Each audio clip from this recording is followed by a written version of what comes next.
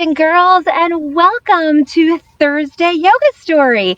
Today I have a special guest with me. It is Miss Allie and Bravo. We are going to do our yoga story with you.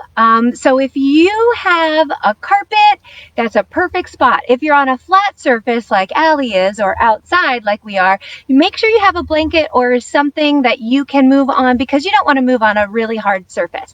So as we get started, you're going to hear some special words in the story. When you hear those words, you're going to do those movements. So we're going to go over those movements now. As Bravo's so nice and comfortable, he's like ready to do the end of our story, but we're not there yet. So let's stand up and I'm going to talk you through it. All right, so Miss Allie is going to demonstrate the movements as I say them. One of the first movements you're going to do is called mountain pose. And mountain pose, your feet are together and your arms are up over your head and your palms are touching. That's mountain pose. And if you notice, Allie's smiling, so make sure you are too. The next pose is warrior pose. So we're going to talk about warriors. Allie's going to go into a lunge where she steps out with her one foot, her arms are out to the side, her shoulders are down, her neck is nice and long, and again, she has a great big smile on her face. Then we're going to go into triangle pose. Triangle is you kind of straighten your leg and you slide your hand all the way down by your ankle. And you know what? If it's hard for you to stretch like that, you can bend your knees a little bit. That's okay. The next pose, you're going to safely come out of triangle pose and you're going to practice cat pose. So you're going to get on all fours. And just like a cat, you're going to round your back. Make a nice rounded slope. That's cat. And then we're going to go into cow pose where she's going to push down and she's going to now have a little dip in her back. That's cow pose. Then you're going to safely stand up. I think Bravo wants to participate. And you're going to go into tree pose. Now, there's two ways you could do tree pose. One, you could put your foot right down by your ankle because this is a balance pose because you're bringing your arms up over your head.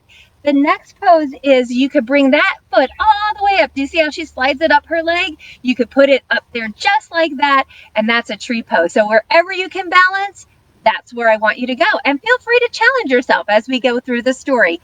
There are two more poses. The second to last pose is called airplane. So you're going to stand on one foot, you're going to extend that one leg out, you're going to make a nice flat back, and you're going to keep your arms to the side so that you can balance. And finally, you're going to come out of that safely and lay down, and it's called rest pose. So you're going to lay down, your palms are up, and your legs are straight, and you're just looking up at the stars, okay? Let's get started. So I want you to safely stand up. And when you hear those words in the story, you're going to follow Allie. I'm going to read it for you. So I live in a house surrounded by large mountains. Some say they are special mountains where warriors live. These warriors oftentimes got themselves into a triangle of a situation when they would hunt for food. You see, back in the day, cats were very large animals. They were almost larger than cows. These cats had spots, just like cows. The warriors would oftentimes become confused as to which animal was which. You see, warriors would hunt for cows. They loved having cats as pets. Because they couldn't tell the difference between a cow or a cat, they chose not to hunt for cows, so they would protect the cats. So instead, these warriors decided to climb high up the mountain and eat leaves off the trees. You see, the trees were very lush and green and the leaves were very sweet. The warriors were no longer in a triangle of a situation.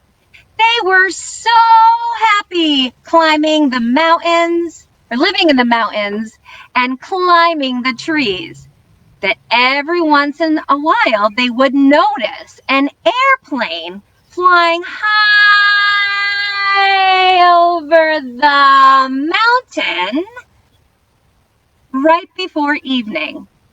And that was when they knew it was time to rest peacefully and count the stars. The end.